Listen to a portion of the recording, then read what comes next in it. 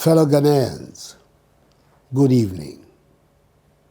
5 days ago, on 6th March, at the Baba Yara Sports Stadium in Kumasi, on the occasion of our nation's 63rd Independence Anniversary celebration, I gave an update on the measures put in by government in response to the novel coronavirus disease, which has so far affected some 118,000 people across the world, resulted in the deaths of some 4,000 persons, and is wreaking havoc on the global economy. WHO has now characterized it as a pandemic. Prior to the address on 6th March, I visited the Kotoka International Airport in Accra, isolation and treatment centers of the Tema General Hospital and the Race Hospital in Accra to see at first hand part of our state of readiness to deal with the virus should any suspected case be recorded on our shores. The continuous monitoring of the pandemic has revealed a number of significant developments which require that the nation be brought up to speed on some additional measures we have to take to shore up our response mechanism. Fellow Ghanaians, as you may have heard in the news, Burkina Faso, our northern neighbor, has confirmed her first 2 cases of coronavirus infections. Togo to our east has 1 confirmed case, and Côte d'Ivoire to our west also has 1 confirmed case. Several countries in Europe, like Italy, where we have quite a large population of Ghanaians, have, as a result of the surge in infections, escalated dramatically their response to the outbreak. Thus far, our points of entry, such as our airports and land borders, continue to show satisfactory preparedness to screen all entrants into Ghana. The Ministry of Health has designated a quarantine facility that can hold infected persons, whilst regional hospitals are preparing isolation centers for holding suspected cases. Our country's 2 main research institutions, the Noguchi Memorial Institute and the Kumasi Center for Collaborative Research, which have the capacity to investigate and confirm or otherwise suspected cases of coronavirus infections, have been very supportive in this regard. So far, they have found that the 57 suspected cases, as of today, Wednesday, 11th March, have proved negative. However, it is imperative that we step up our preparedness to ensure that beyond these initial satisfactory measures, we adopt a whole-of-Ghana approach in adequately preparing for a possible hit within our borders. In order to do so, at my prompting, the Minister for Finance has made available the CD equivalent of 100 million United States dollars to enhance our coronavirus preparedness and response plan. That is to fund the expansion of infrastructure, purchase of materials and equipment, and public education.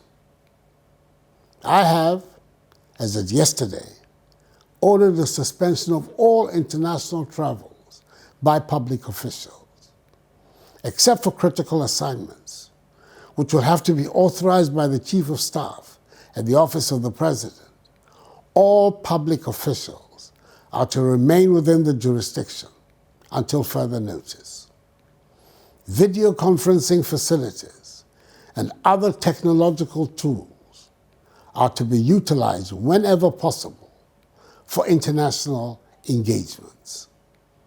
I've also instructed further enhancements of the protocols for inbound traffic from already affected countries. Fellow Ghanaians, all of us should, as much as possible, desist from all foreign travels, except the most critical ones, until there's a grip on the virus.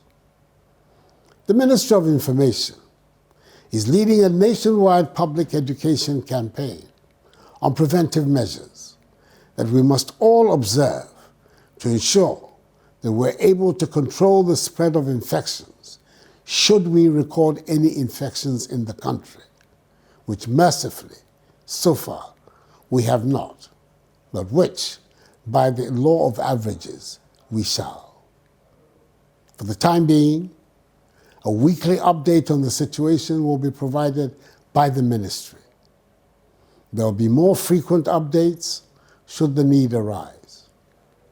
I want to reiterate, as I indicated on 6th March, and as the Ministry of Health has advised, that we have to revisit our custom of shaking hands and stop doing so completely. And we must cover our mouths when we cough or sneeze. This fight, fellow Ghanaians, cannot be that of government alone. It is for all of us. I urge the media to join this cause fully and help disseminate effectively information on the do's and don'ts of the disease. The information to be put out, however, must be that approved by health authorities and not just from any piece of literature found on the internet, as false materials are already being spread from other jurisdictions. I appeal to civil society organizations, schools, universities, faith-based organizations, and places which harbor large gatherings, such as classrooms, lecture halls, meetings, parties, and funerals, to put in place mechanisms to caution and assist patrons on basic preventive measures.